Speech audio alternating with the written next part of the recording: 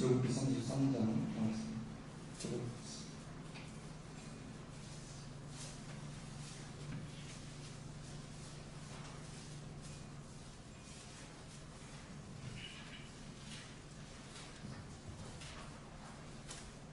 출애굽기 33장 7절, 11절,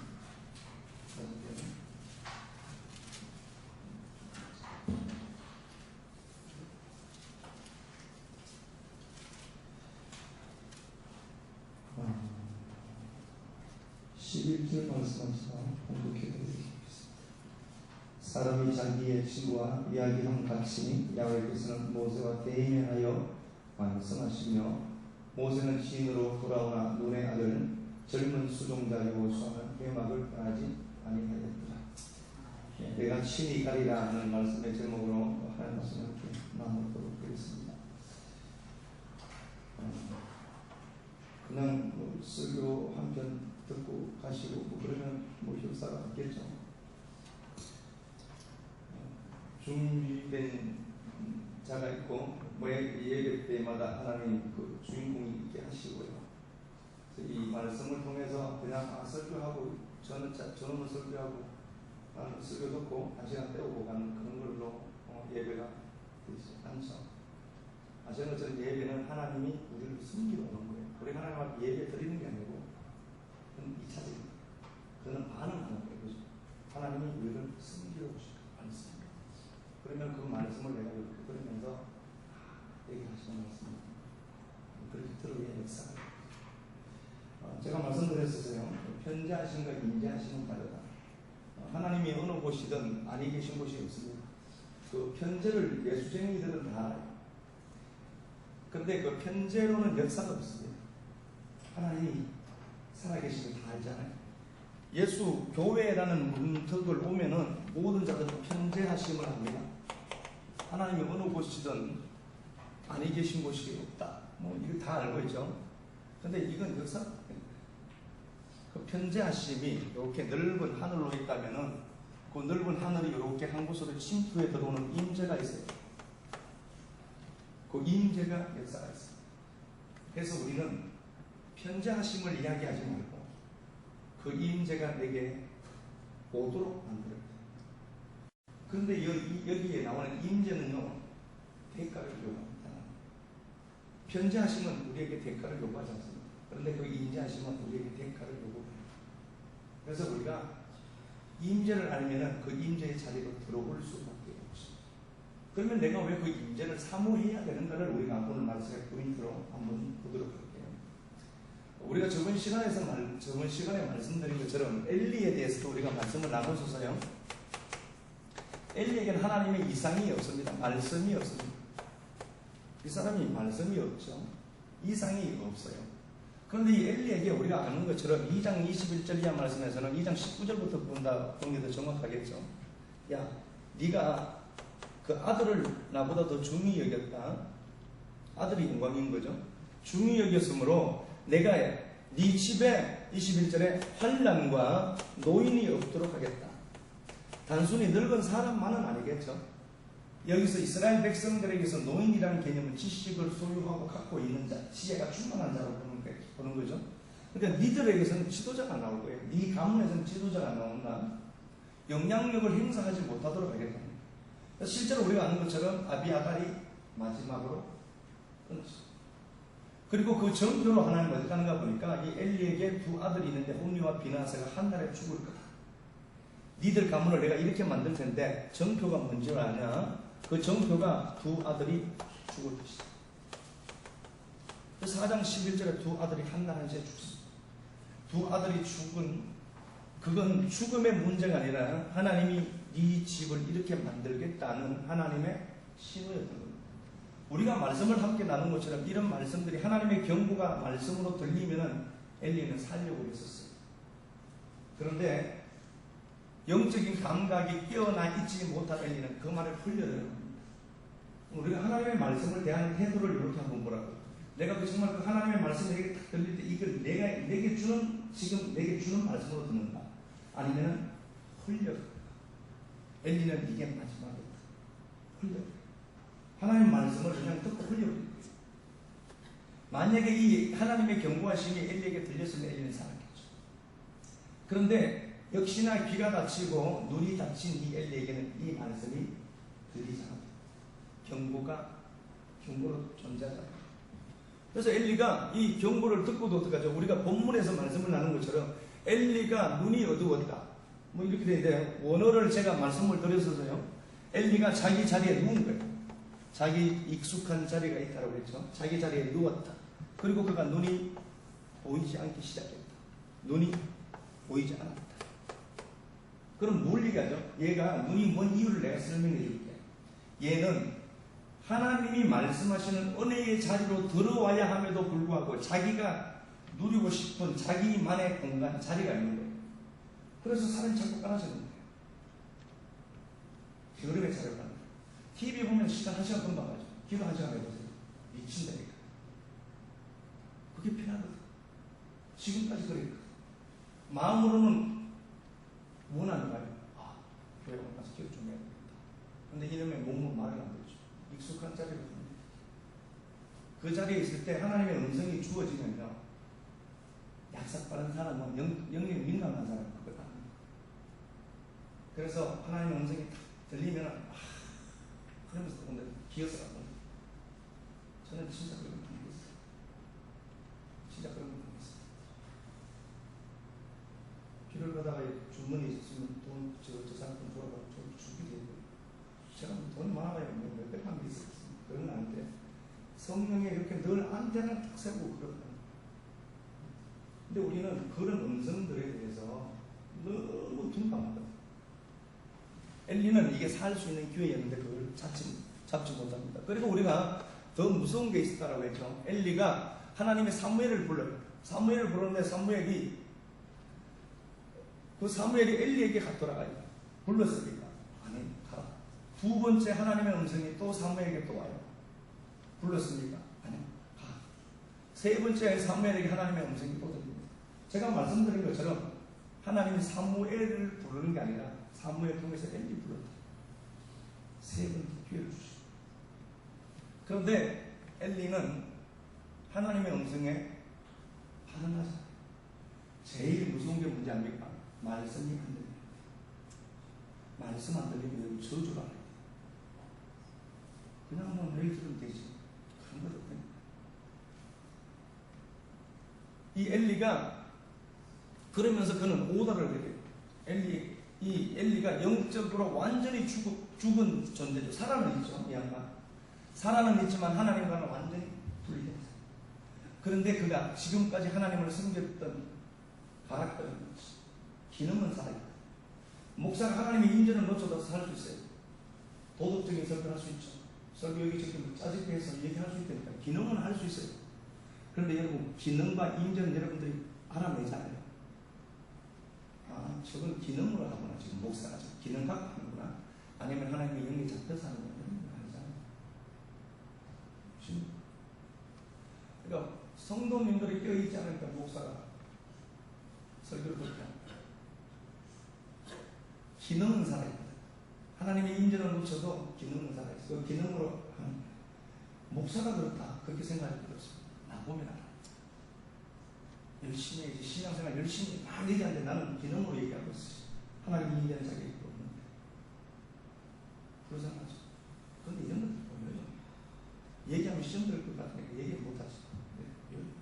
얘기하면 이 사람 지금 기능으로 이야기하고 이건 영적으로 뭐 밟아서가 아니라 보이죠. 영의 흐름은 영이 아니거든. 지가 다 한다. 아니 제가 다 몰라요. 안 하는 게 있다. 성경에서 그래서 우리가 성령의 임재에 대해서 우리가 말씀을 나누는데요. 이 임재를 이야기하면서 데살로니가전서 4장 4절에 맞아요. 5장 10절. 성령을 소멸하지 마라. 스벤님이 이게 불 끄다는 거예요. 성령이 이렇게 이제 모닥불처럼 이렇게 이제 막 불타올라야 되는데 이 불을 확 꺼버리는 거예요. 뭐가 하죠? 육체의 전부. 그래서요, 하나님 은혜 주시면 한다는 걸 말짱 거짓말입니다. 하나님 은혜 줘도 안 하고 기도해야 되겠다. 이렇게 해야 되겠다. 이렇게 해야 되겠다. 그 묵사치도 그렇죠. 그렇죠. 오늘 교회 가서 왠지 좀 뭐 해야 되겠다. 그런데 안 해버리잖아요. 성령 소멸하는 거예요. 성령이 이렇게 불처럼 이제 성냥개비 하나 불에서 이제 모닥불이 돼서 이게 타올라 있거든요. 타올라야 생수를 집어넣어도 타거든. 불이 화력이 강해요. 그런데 성령을 내가 꺼버리는 거예요. 기능은 살아있으니까 살아있다고 믿는 거예요. 에베소 4장 30절에서도 성령을 근심케 하지 않아. 리페오라는 단어인데요. 이건요, 아프게 하다. 성령이 아픔을 느끼게 하십니다. 성령이 괴롭힘 당하다. 여러분들 속에는 생명이 있습니다. 그 생명이 성령님입니다. 그 성령님도 아픔을 느낀대. 성령을 근심케 하지 마라. 내가 그렇게 아파 죽겠다. 근데 그 아픔에 대해서는 속에서 내 안에서 성령의 울부짖음을 듣지 마. 이미 나는 익숙한 자리가 있다. 그럼 그러시면 안 됩니다. 제가 왜 이 임재에 대해서 자꾸 말씀을 하는가 보니까 임재는 모든 것입니다. 임재를 상실해버려도 교회는 시스템으로 유지될 수 있습니다. 그런데 그 임재 없이는 하나님의 영광이 나타나지 않아요. 성령의 임재를 이렇게 말씀하시고 편재가 아닌 임재에 대해서 말씀을 하시는데요. 하나님의 임재가 여러분들 속에서, 그래서 자꾸 우리가 이게 내 속을 들여다보는 시간을 가져요. 나를 이렇게 관조하는 힘, 관조하면서 인내하는 힘을 길러가야 돼요. 그래서 기도를 이렇게 한다는 거죠. 기도에서 뭐 주세요 이것만 보이고 그런 유치한 기도 말고 기도에서 하나님의 임재를 가져오는 거예요. 하나님, 이게 예배 가운데 임재해 주세요. 이걸 하시는 분이죠. 그 하나님의 임재. 하나님, 오늘 이 예배 가운데 하나님의 임재가 있도록 해주세요. 귀가 열려서 말씀 듣게 하시고 마음으로 그걸 깨닫고 그걸 가지게 해주세요. 그거 우리가 기도하는 거예요. 아니, 수준이 안 되면 초등학생들이 그걸 어떻게 보겠어요? 자기가 닥친 상황 아래에서 보여야 되는 거 아시는데 기도. 성경께서 오늘 이 본문 말씀에서 그렇게 이야기를 했던 겁니다. 오늘 본문을 보니까 우리가 저번 시간에 말씀을 이 텍스트를 한번 보았어요. 1절에 보니까 야, 그 땅 줄게 올라가. 하나님이 이스라엘 백성들을 가나안 땅으로 끌어오고 가나안 땅을 준다라고 했습니다. 하나님이 모세에게 야, 내가 저 땅 줄게 가라. 여기는 우리가 아는 것처럼 신명기 6장 10절에 우물도 있고 네가 짓지 않는 집도 있고 돈도 있고 많은 창고들을 갖고 있고 여기 엄청난 많은 부들이 있다. 그렇게 말씀을 하신 것이죠. 이거 줄게. 네가 그토록 원하는 거 이거 줄게. 네가 이거잖아 목적이. 근데 나는 안 간다. 하나님은 안 가겠대. 하나님이 가기 싫어서 안 가는 거예요. 그게 아니라 나는 가고 싶은데 니들이 내 마음 너무 몰라준다. 밥 안 먹는다. 밥 처먹지 마라. 그러니까 밥 안 먹는다는 건 마음이 삐뚤어집니다. 그래서 이렇게 그랬구나. 그랬어? 그러면은 밥 다 처먹자. 삐졌다. 주님도 인격체잖아요. 성령도 아픔을 느낍니다. 괜찮아. 성령이 삐지죠. 어떻게 인간적인 하나님이시다. 삐져. 야, 나 안 간다. 가고 싶다는 거야. 내가 니들하고 가고 싶다. 가고 싶은데 내가 니들하고 가면 니들이 죽을 것 같았어.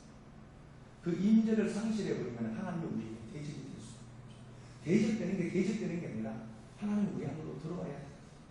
하나님이 내 안에 그 방, 수많은 방들인데 그 방, 가장 중요한 방에 임재하셔야만 돼. 그렇게 들어올리면 어떻게 돼요? 예산 어려울 수 있어. 흔들거든. 그래서, 보세요. 나는 안 간다라고. 근데 모세가 알죠. 하나님의 마음을 알거든. 하나님 삐져줘. 그래서 익숙한 진에서 회막으로 분리시킵니다. 텐트 하나 갖고 나와서 이스라엘 백성들이 살고 있는 그 진에서 분리시켜라. 하나님의 임재가 있는 곳으로 나아가는 겁니다. 이 임재를 어떻게 하면 자꾸 경험할 수 있죠? 하나님 계신 곳으로 나아가는 겁니다. 내가 눕고 내가 익숙한 삶의 자리가 있는데 거기서 일단 출애굽부터 해야 돼. 회막으로 나아오는 거예요. 회막으로 나아오니까 어떡하죠? 하나님의 임재가 이스라엘 백성들을 듣고 있죠. 구름기둥으로. 그 구름기둥이 회막 문 앞에 딱 써버려요. 아마드거든요. 이렇게. 편재하심이 임재로 확 들어와. 이걸 제가 그림으로 그리면서 이렇게 한번 생각을 해봤어요. 어젯밤에 기도하면서 이렇게 이 온 우주에 충만하신 하나님이 요 강단에 구름기둥으로 내려온 걸 제가 생각을 한번 해봤어요. 와, 진짜 모세가 이러니까 하나님이 이 회막 앞에 구름 기둥으로 안마 바로 서거지 않나죠? 아무 회막 문 앞에 임자로 내려와. 이 뭘 얘기하죠? 내가 그렇게 너와 함께 하고 싶다는 거죠. 하나님이 안 간다는 것은 사기칩니다. 가고는 싶은데 데리고 간 사람이 없잖아. 그러니까 그 하나님이 모세가 그 하나님의 마음을 알고 회막에 백성들이 살고 있는 그 삶의 터전에서 회막으로 분리되어져 나와버리는 순간에 구름의 임재가 확 오는 거예요. 모세가 그걸 합니다. 그래서 하나님, 제가 그냥 그런 고백을 하며 가세요. 갈 곳을 주시는 거예요. 죽었어요. 제가 어떤 망타에 창호들이 빼버리고, 마누라들이 빼버리고, 돈 용하는 거 빼버리고, 빈방을 깨끗하게 청소해 두고 있을 테니까, 제발 내게 좀 와주세요. 제가 임재 없이 설교하면요, 우리 식구들이 먹을 떡이 없잖아요. 임재 내게 좀 주세요. 먹고 본 놈이 아니에요. 그 임재를 그래서 시편 33편 8절에도 주의 선하시면 나쁜 놈이 알아요. 그 임재 없으면 괴로움을 알아요. 돈이 있고 옆에 뭐 좋은 것들이 있고 그래도 임재를 상실해버리면 나는 내가 알아요.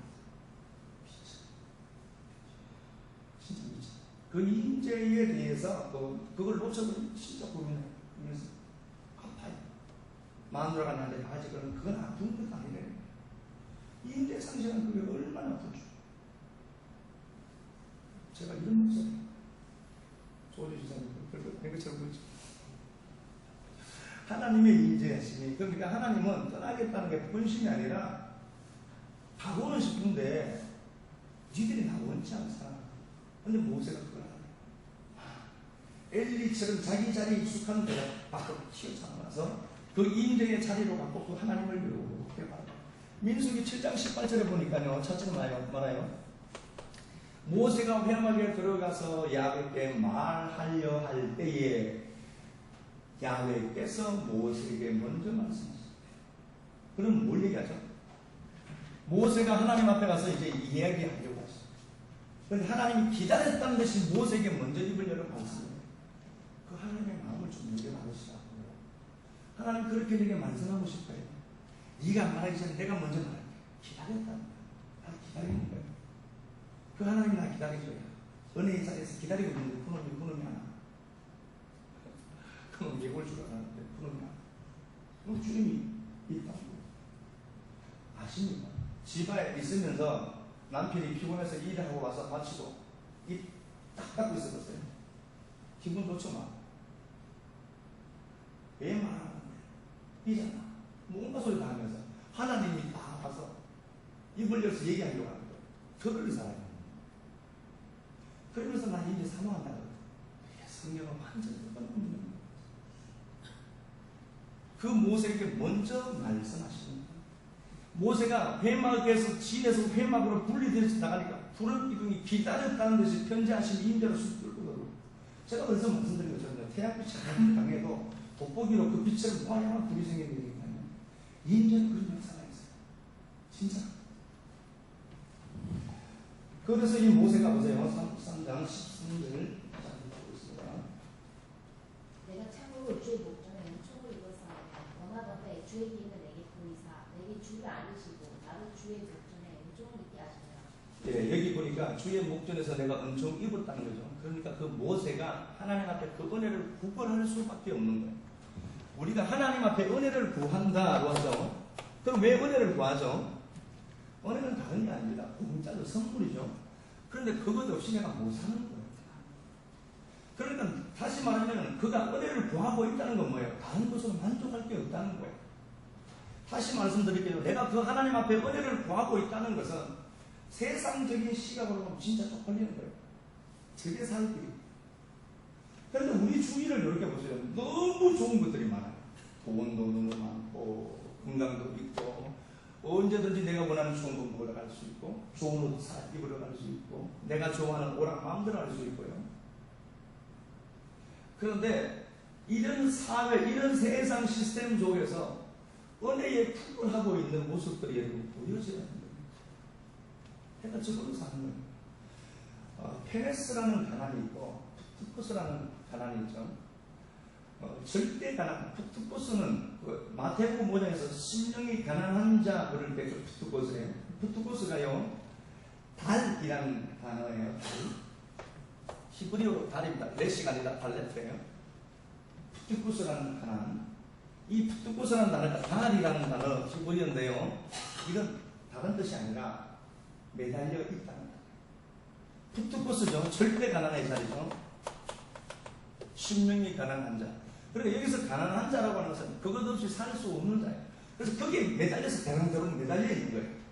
줄 한 줄 붙들고 그 줄 딱 끊어버리면 죽는 거예요. 대롱대롱 매달리고 있는 상태, 이걸 달이라고 했으니까요.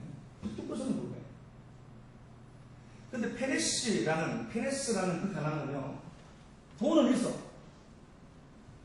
저 사람은 10,000원 갖고 있는데 나는 100만 원. 그러니까 쟤보다는 상대적으로 내가 가난하지. 그 가난은 언제든지 채울 수 있는 거야. 그걸 가난이 하잖아. 그러니까 이 은혜를 구할 수밖에 없는 자기 처지가 뭐예요? 돈도 만족이 아니고 자식도 만족이 아니고 그 어떤 것으로 만족하지 못하는 상태가 발견된 거예요. 인재를 그렇게 삼아. 이것 없이 못 사는 거예요. 그래서 그 은혜라는 곳에 대롱대롱 매달려 있는 거예요.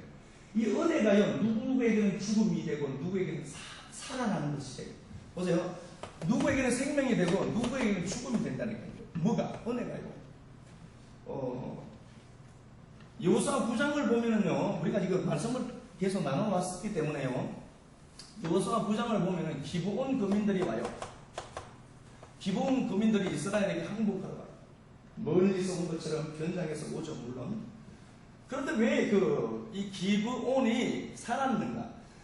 9장 1절을 이렇게 자세히 한번 보시라니까요. 여호수아 9장 1절을 보면은 이스라엘 백성들을 대적하려고 가나안 원주민들이 이스라엘 백성을 대적하려고 해요. 그런데 기브온은 대적하려고 하지 않고 거짓말로 살려고 했어요. 목적은 뭐죠? 살고 싶어요. 여러분들이 기브온처럼 살고 싶어요. 하나님의 은혜 안에 살고 싶어요. 살고 싶어요. 그 은혜 안에 살고 싶어요. 그래서 그냥 찾아옵니다. 멀리서 거짓말했어요. 근데 여호수아가 화친의 계약을 맺었죠. 그런데 그들이 살았던 이유를 이렇게 얘기한다니까요. 11장 19절에 보면은 기브온 거민에게 하나님의 은혜를 주어서 살았다. 이 사람들이 살고 싶어요. 그런데 그 살고 싶은 이유마저도 어떻죠? 하나님 은혜를 주어서 살고 싶어요. 그래서 내가 하나님 당신의 임재 안에 살고 싶습니다. 찾아온 걸 하나님이 죽일 수가 없는 거예요. 정말 가난한 자죠. 기브온은 가난할 수밖에 없는 존재죠. 하나님께로 가야 살거든. 알고 오는 것을 하나님 내치지 않는다. 그러니까 이 보세요. 은혜가 이 기브온 거민들은 살리고 이스라엘 백성들을 대적게 했던 그들은 다 죽여버려요. 그리고 그들이 마음이 완악했다라고 하거든요. 가나안 대적들이 있는데 이 대적들이 그들의 마음이 11장 19절을 보면 완악했대요. 완악이라는 단어가 하자크라는 단어인데요. 다른 것에 붙들려 매어져 있다는 단어예요. 꽁꽁 묶여있다, 매달려 있다, 꽁꽁 어디인가 묶여있다는 단어거든요. 그러니까 다른 사람들은 하나님의 은혜를 좋아하지도 않아요. 자기들이 갖고 있는 힘이. 이들을 완악했다라고 하는데 그 완악이라는 단어가 다른 것에 묶여있어요. 여러분들이 돈에 꽉 묶여있으면 하나님이 놓칩니다. 돈보다도 하나님이 먼저예요. 여러분들이 하나님과 꽁꽁 활짝 묶여있어요. 그런데 그 하나님보다도 그걸 얻기 위해서 그거만 묶여있어요. 그거 내가 원하는 거다. 그런데 하나님은 어떻게 할까요? 그래서 그게 활짝 묶여요. 네가 막 떠나게 하는 진짜. 하나님이 떠나게 되는 거예요. 하나님이 떠나는 게 아니라 우리가 아는 것처럼 보따리 사서 나가서 방 빼라고 하는 거예요. 부하는 에스겔 8장을 이렇게 자세히 보면요, 이스라엘 백성들이 하나님의 성전은 하나님의 집이란 말이에요. 하나님의 집인데 에스겔을 통해서 구멍이 뚫린 데를 야, 내 집 한번 봐. 저기 보니까 온통 곤충들이나 벌레 모습을 다 도배로 시켜놔서 여기 새겨놨어요. 그려놨다는 게 새겼다는 거거든요. 그러니까 온 하나님의 방에 부울적 다 갖다 붙여놓은 거예요. 여기서 나는 곤충이라는 단어가 남메스라는 단어인데 기어다니라는 단어거든요. 그게 무슨 얘기예요? 내가 하나님을 믿지만 땅에 딱 깔라붙어 사는 거예요. 세상 뜻을 위한 하나님. 땅에 딱 깔라붙어 사는 거예요. 뱀치. 땅에 딱 깔라붙어서 도저히 안 떨어져요. 땅과 딱 하나는 묶여있는 상태. 그걸 하나님 우리에게 복발시켜야 돼요. 쟤들 봐라. 쟤들이 내 집이라고 얘기하잖아.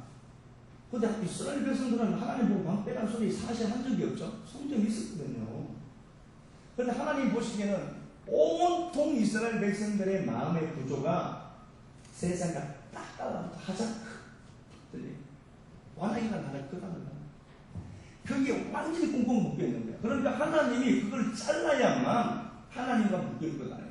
그런데 하나님이 역사 속에서 와서 그걸 자를 때는 내게는 고통이 있다니까요. 그러니까 하나님이 그걸 아는 거야. 내가 줄게 그냥 가라. 나는 가면은 내가 니들하고 함께 가면 내가 니들을 대접한다. 죽이겠다는 게 아니라 니들이 잘못된 남편 끌어안고 있는데 잘못된 것들을 사랑하고 끌어안고 있는데 그걸 참으면 네가 힘드니까 그냥 가. 아버지의 마음이죠. 네가 힘들 것 같으니까 그거라도 못 들어서 내가 너와 함께 가면 내가 너와 한 몸 되고 하나로 묶여야 되니까 네가 끝으로 원하는 걸 내가 잘라놔야 되거든. 그러니까 그거 힘들 거야. 네가 견디지 못할 거야. 그냥 가. 동부 밖에서 잘못된 길을 가고 있는 아버지, 아들의 뒤통수를 바라보고 보고 있는 아버지 안 되겠지. 그래 네가 그렇게 원하니까 그거 가져. 나는 안 가져도 돼. 아버지의 마음. 아버지가 저는 가면 분명히 되질 줄 알았는데 지가 그게 전부인 줄 알았는데 하는데 무너지는 아버지의 마음이죠. 그런데 모세는 이걸 기가 막히다. 이래서는 안 되구나. 하나님의 인재의 자동차가 나가니까 하나님이 기다렸던 것이 들어오죠. 기다렸던 것이 먼저 났어요. 이제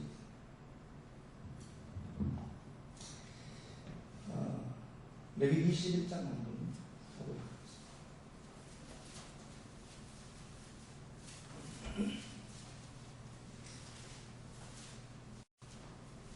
레위 21장 6절 1절만 보도록 하겠습니다.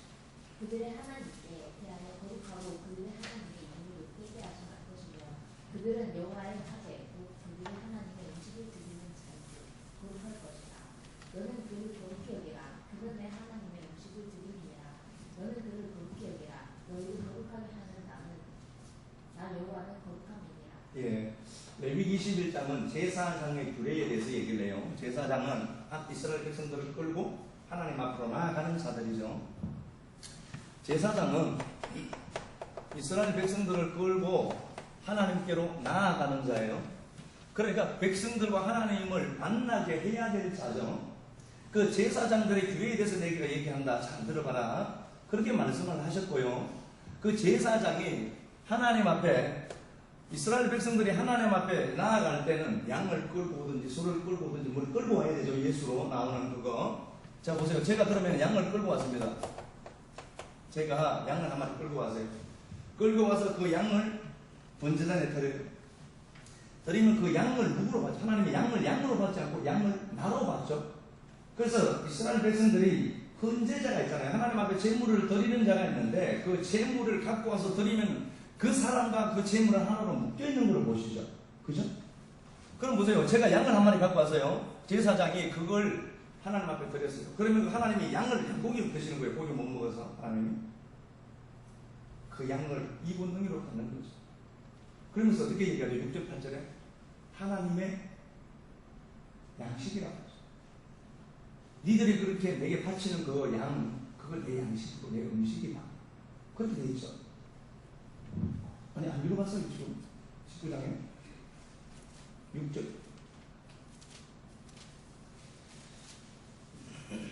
그 재물을 얘기하는 거죠. 그 재물 6절인가? 19장 그랬나 제가? 네? 네 6절 그들이 하나님에 대해 거룩하고 그들의 하나님 이름을 높게 채찍에 가지 말 것이며 그들은 야훼의 화제 곧 그들의 하나님의 음식을 드리는 자. 8절 너는 그를 그렇게 여기라 그는 내 하나님의 음식을 드리는 자. 하나님의 음식이래요. 하나님이 먹는 거다라고 했단 말이에요. 그럼 무슨 하나님이 양을 드시겠어요? 그건 아닐 거다. 그러니까 내가 양을 갖고 와서 하나님 앞에 드린다는 것은 그게 나예요. 하나님이 그걸 음식으로 먹는다니까요. 그럼 뭘 얘기해요? 하나님 내게 배고프다는 거예요. 하나님이 내가 너에게 배고파. 그 하나님이 나를 먹고 싶은 거예요. 내게 굶주렸어. 하나님이 양을 먹지 않은 거예요. 그분은요 영인인데 무슨 고기를 먹으려고. 그 양을 한 마리 끌고 와서 양을 하나님 앞에 딱 드려요. 그러면 그 양은 나거든. 그래서 여러분들 드리는 모든 것은 하나님 앞에 그게 다 그리스도로 드려지지만 그게 나거든요.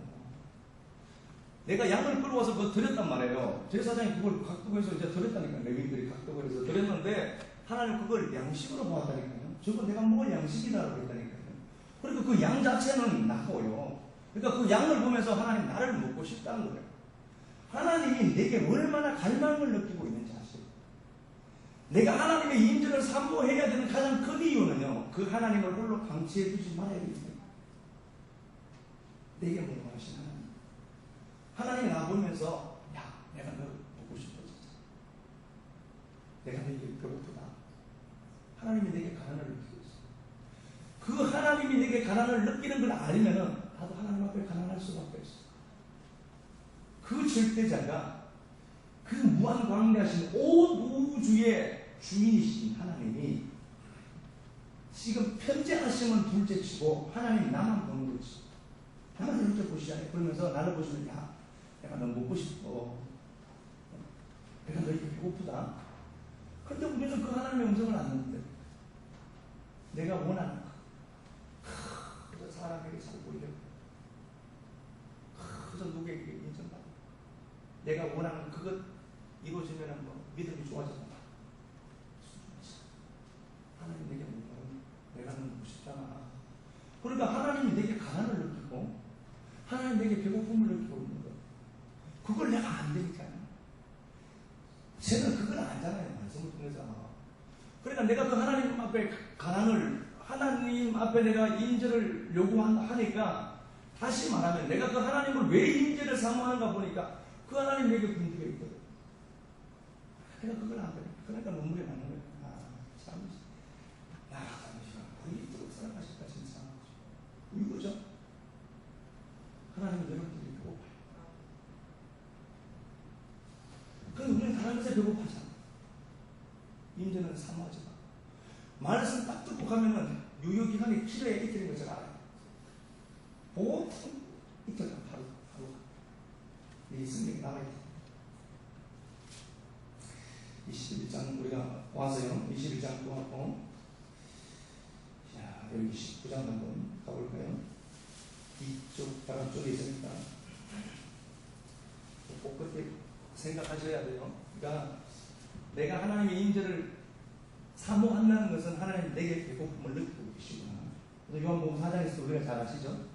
주님이 피곤한 가운데 사마리아 성으로 들어가서 우물 밑에 앉아있어. 누가 먼저 배고팠고 주님이 배도 고프고 육체도 피곤하고 나요. 그런데 저기 물동이 5남들에게 버림받은 여자가 물동이 오는 거예요. 그 여자를 보면서 주님은 그 여자를 기다리고 주님이 그 여자에게 배가 고팠거든요. 수많은 사람들 있잖아요. 근데 그 우물가에 그 여자 하나 만나고 그 하나님이 계십니다. 이게 말이 됩니까? 그 하나님이 역사 속에 들어오셨어. 수만 수천 수백 수억의 사람들이 있는데 그 여자만 기다려요. 그 하나님을 알아야죠. 제자들이 주님이 배고프신 줄 알고 40일전에 양식을 구하셨어요. 주님이 지쳐 있으니까 양식 드세요라고 하니까 주님이 사마리아 여자를 만나고 난 이후에 하시는 소리가 뭐예요? 나는 니들을 부르는 양식이 있어. 지금 양식이거든. 찾아봤어. 내가 제게 가난을 느꼈는데 쟤도 나를 그리스도로 알아봤어. 근데 그 양식 필요 없다. 우리에게 배고픔을 느끼시는 여기 10장을 볼게요. 2절 하반절에 나 야훼 야베다, 내가 야베다, 거룩하다. 거룩이라는 단어가 구별이라는 단어로 같이 엮어서 보면 되죠. 우리가 거룩해봐야 얼만큼 거룩하겠어요. 거룩은 구별로 보는 겁니다. 그리고 3절에 부모를 공경해라. 그러면서 너희 하나님이다. 부모 공경해라. 실제로 부모 뭐 공경해야 되죠. 아시는 것처럼 아부, 이 얘기죠. 부모. 하나님의 말씀, 하나님의 칩이죠. 다시 막 그냥 하나님의 말씀이라고 퉁칩시다. 부모가 세상에서 말하는 그 부모 이야기 하는 것 아닌 건 아니죠. 그것도 해야 돼요. 그죠? 해야 되죠. 부모 공경해라. 그리고 또 그 다음에 어떻게 하죠? 안식일을 지키라고 얘기를 하죠. 3절에 부모 공경하고 나의 안식일을 지켜라. 안식, 쉼, 쉐바, 언약이 있는 것, 그가 완성하는 것, 뭐 그런 거 계속해서 말씀을 나누기 때문에. 자, 그럼 뭐요? 내가 이 땅에 있습니다. 내가 이 땅에 딱 달라붙어 있어요. 람에서. 불러치면 딱 땅에 달라붙어 있어요. 이 땅에 달라붙어 있는 이 마음이 말씀으로 하나님이 안식 주는 것. 그러니까 다시 말하면 우리가 땅에 딱 붙어서 이렇게 묶여 있다니까요. 땅에 묶여 있는 인생이 이렇게 하늘로 위로 올라오기를 원하고 있죠.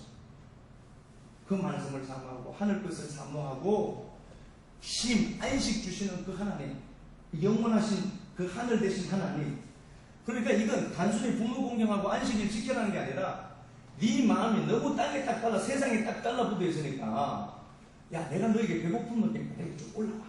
하늘로 올라와. 우리 마음의 성천을 얘기하는 거야. 그럼 보세요. 하나님 앞에 우리가 마음의 성천을 해서 우리 마음의 성천이 있어야 하나님의 임재가 있습니다. 이 땅에 딱 달라붙어 있으면서 내가 필요한 거 막 구해도 임재 없다니까요. 거기요. 진짜요. 그걸 막 2시간, 10시간 기도하다가 야, 저기 가면 기도가 막 불붙어서 무슨 기도고 불도 부르면서 하나님 내게 굶주려 있는데 내가 쓸데없는 걸 다 구해놓고 그게 아니잖아요. 우리 마음이 땅에 딱 세상의 역사 속에 묶여있는데 그 마음을 성천해야 된다니까요. 이 임재로. 그러니까 우리가 마음의 성천이 먼저 있어야만 그 하늘의 임재가 있거든요. 그 마음이 그렇게 돼요. 어쨌든 보세요. 올라가서요. 우리 마음에 성천이 있습니다. 마음에 성천이 있으면은 하나님이 내려와요. 이게 뭐죠? 화목제물. 5절 봐요. 너희는 화목제물을 하나님께 드려라. 화목제물. 화목제물은 뭐예요? 샬람이죠. 완성하다. 그런 단어죠. 샬롬. 샬롬으로 보면 되겠죠. 샬람인데 샬롬. 둘이 하나 되라는 단어입니다. 다시 에이레네죠. 히브리 헬라어로는.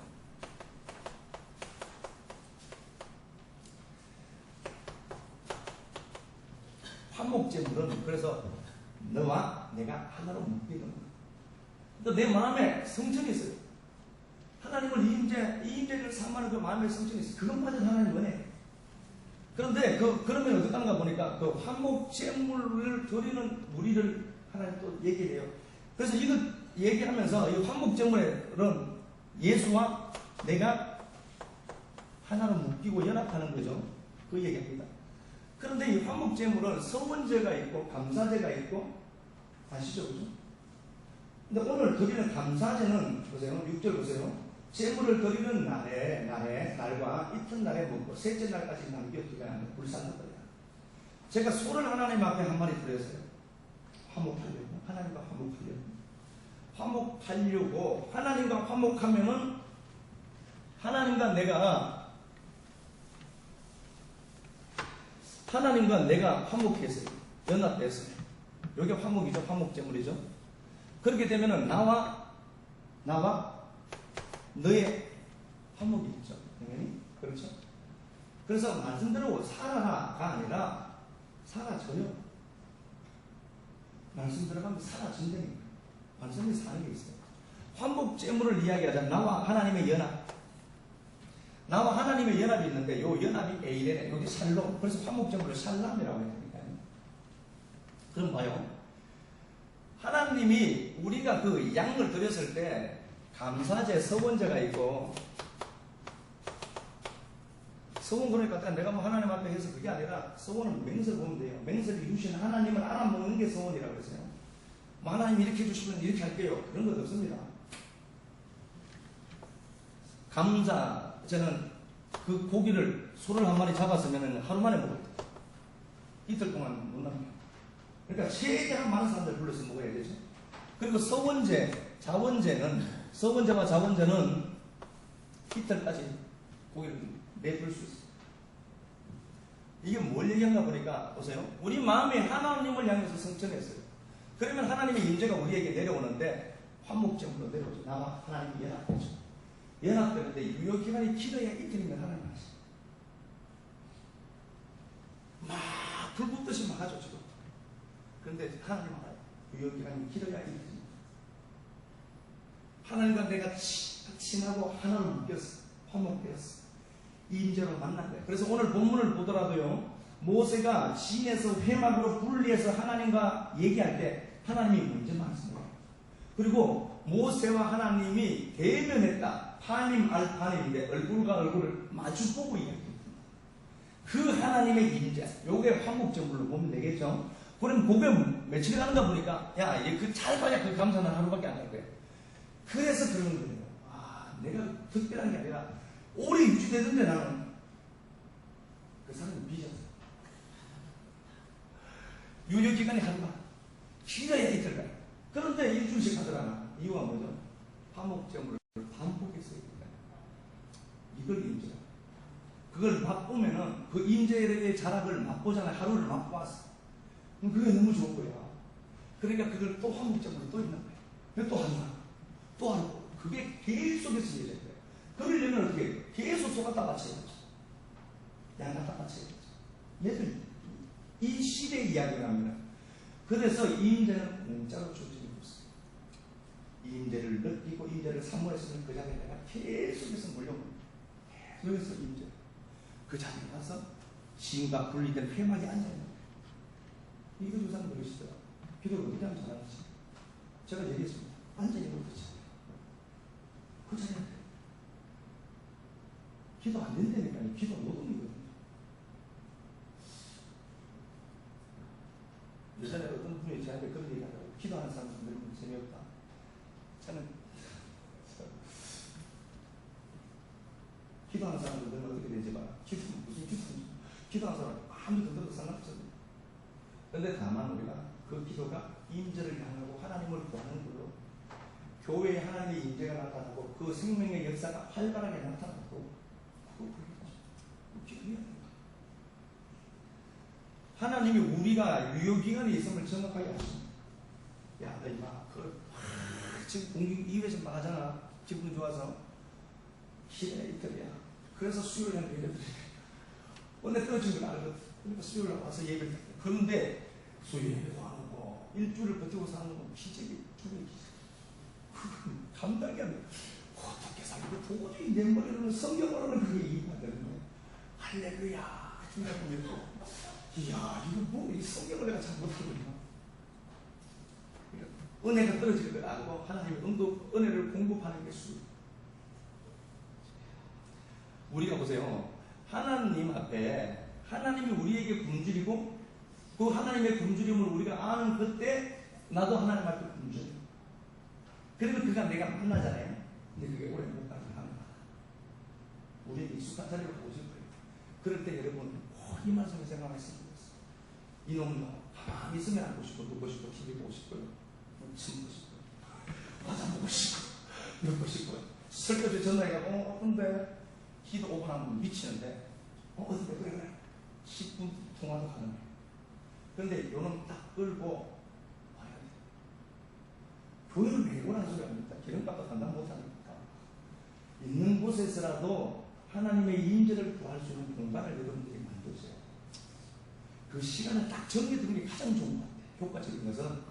그래서 그 시간을 딱 정해두는 거예요. 저도 8시에 했다가 9시에 했다가 7시에 했다가 그러니까 이게 어쨌든 하기도 싫어요. 안 된다니까. 그래서 시간을 딱 정해두고 이 시간만은 내가 이게 전하듯이 있죠. 그 시간을 딱 정해두고 그 시간은 내가 모든 것들을 준다. 나를 위해 딱 멈추는 그 임재를 삼아. 임재를 삼아한다는 그가 나를 요구하는 그것부터 시작. 자, 볼게요. 그리고 보세요. 구절마다 오늘 본문을 이렇게 레위기 19장이에요. 레위기 19장을 이렇게 이제 보면은 하나님이 항상 하시는 말씀들이 내가 야훼다. 내가 야훼다. 3절에 너희 하나님 야훼다. 야훼는 뭐예요? 스스로 계신 자, 존재하는 자, 생명을 갖고 있는 자라는 것이죠. 그럼 뭐예요? 내가 너와 생명을 가졌고 내가 너와 화목된 거예요. 하나님이 생명이시니까. 9절부터 보세요. 9절에 곡식 걷을 때 밥 먹통이 다 빼주고 불쌍한 사람들 위해서 내줘라. 포도원에 열매 다 따지 마라. 도둑질하지 마라. 11절 이웃 압제하지 마라. 이런 많은 우리가 이 땅에서 실제로 율법으로 주어질 때는 물론 다른 뜻이 있어요. 그런데 이거 이웃과의 관계에 대해서 또 장황하게 설명을 해요. 그럼 왜 그럴까요? 이게 다른 게 아니고요. 하나님과 내가 화목돼. 하나님만이 존재이시고 생명이시죠. 야훼라고 했으니까 존재고 생명이에요. 그 생명과 내가 묶여서 다른 것 하지 말고 처음 둘이 만나서 불 붙었어 눈이. 그러면 모든 것에 대해서는 관심이 없죠. 오직 사랑하는 그 사람과만 있고 싶고 다른 주위에서 지나가는 사람들은 관심도 없어요. 눈처럼 붙었어요. 물론 살다 보니까 눈 파내고 싶을 때도 있죠. 막 그런 때도 있지만 처음에 눈이 막 부딪혔을 때 감당이 안 되잖아요. 다른 사람이 안 보이죠. 그 얘기. 그러니까 하나님과 내가 이렇게 눈이 맞아버렸어. 그러면 주위에 있는 모든 것들은 눈에 보이는 거예요. 그리고 보세요. 뭐 결혼 기념일이든지 무슨 기념일이든지 막 이렇게 있잖아요. 그런 기념일들이 있는데 그때 우리는 이벤트를 하죠.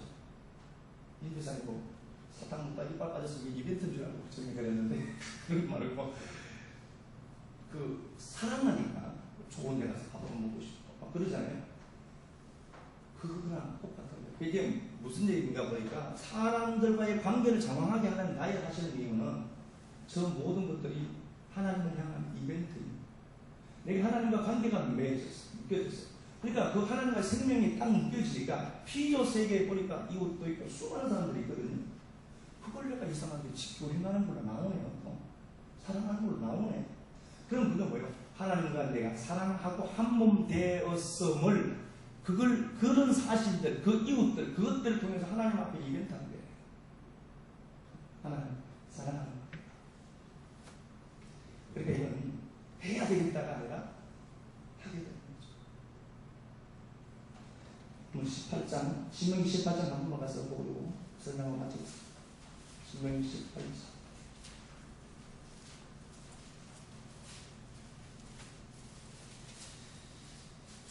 18장 1절 보면은 레위인들이다. 레위 사람 제사장과 레위의 온 집안은 이스라엘 중에서 군기도 없고 기업도 없으니 하나님의 화제물과 그 기업을 먹을 것이다. 레위인들의 특징을 이야기하죠. 레위인들은 돈 벌지 못하니까 얘들은 니들이 무게 살려야 된다. 그렇게 얘기한 거예요. 그러니까 얘들은 뭐 먹고 살 수 있는 기술들이 없고 오직 레위가 연합하다는 뜻이니까 하나님과 끊어진 이스라엘 백성들을 연합하는 일에 서임받는 게 레위이죠. 이 레위를 묶여 살려라 자꾸 그러니까 지금 묶여 살려야 되네 그렇게 생각하시면 안 되고요. 레위를 먼저 얘기하시는 이유는 뭐예요? 하나님이 나와 관계를 맺고 싶다는 걸로 이해했어요. 묶여 살려야 되니 그런 게 아니고. 자 보세요. 그리고 나서 9절 말씀 한번 봐봅시다. 9절 네 하나님 야훼께서 내게 주시는 땅에 들어가거든 너는 그 민족들이 가증한 행위를 본받지 말고 10절 중반절 점쟁이 길흉을 말하는 요술 무당 진언자 신접자 박수 초혼자를 너희 가운데 용납하지 마라. 하나님 다 쫓아내요. 레위기 다 죽이라고 했거든요. 자 볼까요? 레위는 하나님과 이스라엘 백성들을 연결시켜주는 도구였던 겁니다. 이제 물론 목사가 지금도 레위 시대를 갔는데 그 일을 하고 있는 거죠. 하나님과 백성들 이어주는 샤먼은 아니고요. 보세요. 하나님과 이 백성을 연결해 주는 것. 다시 말하면 하나님의 마음이 뭐죠? 내가 그 백성과 하나로 연합되고 싶다는 거죠. 그 이야기하면서 무당 찾고 전쟁이 찾아가잖아요. 이 이야기를 계속해서 끌어서 써 내려가기 시작해요. 그럼 왜 이야기를 하실까요? 내가 너와 연합되기를 원한다 라고 이야기하면서 무당과 전쟁이 왜 얘기했을까요? 다른 것 없고요. 우리는 여기에 관심이 있고 내 미래에 대해서 관심이 있고 하나님은 지금 나와 함께 연합되기를 원해요. 하나님, 그 하나님 지금 내게 배가 고파요. 지금 배가 고프니까 밥을 먹으려고 하잖아요. 그 역사 속에서도. 그 하나님 내게 배가 고프고 나도 그 하나님 앞에 툭툭 꽂서 다 절대 가난한 자가 되어서 그 하나님과 내가 연합되고 하나로 묶여야 되거든요. 그걸 하나님이 원하는 거예요. 연합으로. 그런데 무당 점쟁이 찾아가지 마라 라고 하는 얘기가 뭔가 보니까 그 하나님하고는 관심 없어요. 그 하나님과 내가 지금 묶이는 거 관심이 없고 내 생각과 내 모든 관심은 뭐예요? 내 미래야. 어떻게 될지. 이게 어떻게 될지. 온통 여기에 미래의 마음이 가 있는 거예요. 이 미래. 내가 갖고 싶어하는 거. 다시 말씀을 드리면요. 출애굽기 33장에서도 야, 니들 가나안 땅 줄게. 내가 원하는 그 가나안 땅이야. 내가 가져야 될 그 가나안 땅. 이거 네가 그거 원하잖아. 그거 줄게 가. 그러니까 모세가 어떻게 하죠? 지인에서 회막을 분리시켜 나와서 지금 자기에게 임하는 하나님을 고백해내죠. 그죠? 네가 미래가 봐. 네 미래 저렇게 되기를 원하잖아. 온통 우리 마음이 그 미래와 묶여있는 거예요. 지금 일하시고 지금 임재하시고 싶어하고 지금 내게 먼저 말씀하고 싶어하는 하나님과 묶여야 되는데 오늘 지금 묶여야 하는데 미래가 걱정입니다. 미래에 묶여요. 그거 점쟁이 찾는 거라니까요. 지금 내가 언제 점쟁이 찾았는데 그 점쟁이 찾고 있네요. 지금 그 미래 어떻게 됩니까? 뭘 미래가 그렇게 걱정해요. 하나님이 책임져 주신다며. 야훼는 내 목자신이 부족함이 없으리로다. 아멘. 그러고 돌아가면 안 오는 거예요. 하나님이 내 미래고 하나님이 지금 내게 임재하고 싶어 하는 거예요. 그냥. 그럼 미래에 관심 많지. 네가 원하는 거 줄게. 근데 나는 안 간다. 근데 안 간다는 그 하나님의 마음을 알거든. 하나님 그렇게 가고 싶어 하구나. 9절 11절 지는 자나 신접자나 박수나 초혼자를 너희 가운데 용납하지 마라. 이런 일을 행하는 자를 야훼께서 가정히 여기시느니 이런 가정한 일로 말미암아 네 하나님 야훼께서 그들 네 앞에서 쫓아내는. 너 미래에 관심 많지? 네가 못 가져. 미래가 아니라 지금 내게 역사하시고 임재하는 하나님 붙들어야 돼. 13절 너는 네 하나님 야훼 앞에서 완전하라. 야훼 앞에서라고 돼 있는데 이게 임이라는 단어거든요. 야훼 앞에서 임 함께라. 임마누엘 할 때 있죠. 그 임 야훼 앞에서 이게 임 야훼와 하나 돼. 너 미래 관심 너무 갖지 말고 지금 너와 함께 한 몸 이루고 싶어하는 그 하나님 앞에 완전해라. 여러분들이 뭔가 가져야 될 미래에 대해서 자꾸 걱정할 것 없다니까요. 그 하나님이 나보다 내 길을 더 잘하세요. 지금까지 살아오면서 이래서 이랬구나. 살아보니까 그죠? 그때는 힘들어 죽겠습니다. 근데 뒤돌아서서 내가 어떤 위치에 딱 있고 어떤 자리에 딱 있어서 뒤돌아보니까 이야 모든 게 하나님의 섭리야. 그렇게 고백하잖아요. 그러니까 하나님은 그 얘기하는 거야. 내가 너에게 배가 고프니까 네가 내 양심인데 내가 좀 먹어야 돼. 우리라는 하나님 속에 큰 방을 하나 만들어두고 이 놈이 닥스리 내가 그리 들어오기로 했어. 나는 그게 관심 없죠. 내 관심은 뭐니? 미래. 목표 성공이고 사람의 때로 막 쳐져서 할렐루야 놀렐루야 막 이런 그 진짜 원하지 않습니다. 저는 그래서 잘하세요. 다 못해요. 속이 분명히 속에서 뒤끝 장렬하고 여기만 치우시면 돼요. 생명이 중요하지. 그 중에 막 뭘 하려고. 교회가 무슨 이익을 만들어내는 집단입니다. 이 교회가 무슨 이익을 남겨야 될 집단입니다. 돈이 많아지게. 하나님이 그렇게 얘기하시는 거예요. 야, 네가 너무 미래에 관심 갖지 말고 지금 내가 너와 함께 있습니다. 그래서 모세가 그걸 알고 진을 빼서 분리해서 지금 자기와 함께 하고 싶어하는 하나님을 알았다. 내가 줄게. 미래에 관심이 없었어. 모세의 관심은 하나님이었거든. 그러니까 주님 어떻게 하죠? 야, 신이 가라. 가자. 그 하나님의 마음에 속 들었던 모세처럼 여러분들의 마음이 하나님 앞에 속 들어가는 시간 됐으면 좋겠어요. 찬양드리도록